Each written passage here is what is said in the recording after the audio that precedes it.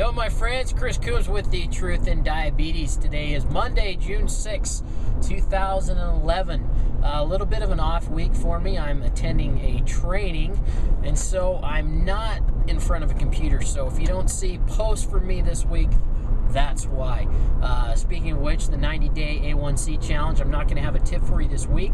We will resume next week with tip number 12, and then the following week, tip number 13, wrapping it up. So anyway, what I wanted to share with you briefly, very briefly this week is, so I'm in a training. All of my meals, breakfast, lunch, and dinner are prepared for me.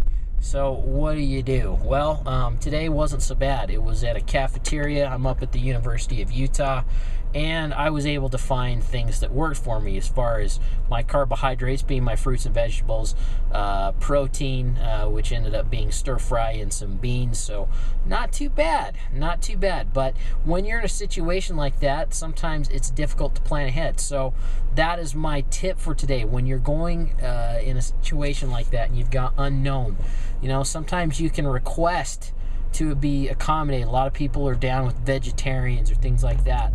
The other thing that you can request is you can request diabetic meals, but look out. Honestly, sometimes it is some of the crappiest, most miserable tasting food you will ever experience in your life.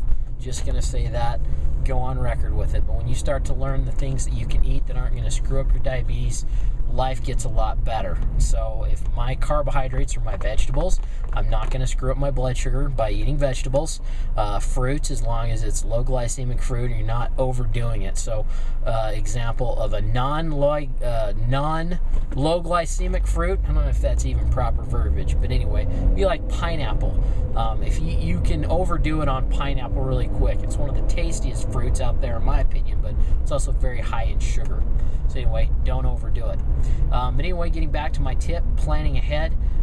When you're going to be away from home like that, and it's a meal situation, you don't necessarily know what's going on. I had a backup plan. I had my bag of food. See, there it is on my seat. In that bag of food, I had yogurt, I had fruit, I had a protein bar, I had food, so that in case there was an issue, I had something as a backup that I could eat. I didn't pack a whole chicken or anything like that. Could have, but didn't.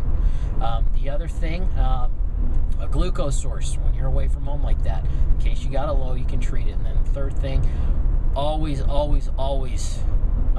is the bane of my existence, but it's also what keeps me going, having my meter and medication with me. So I've got insulin, I've got syringes, I've got testing supplies, and again, that glucose source. So anyway, that's what's going on this week. Just wanted to check in with you guys. Again, much thanks for supporting the Truth in Diabetes. Look forward to checking in with you again soon. Remember, my friends, as always, disease or destiny, it's your choice.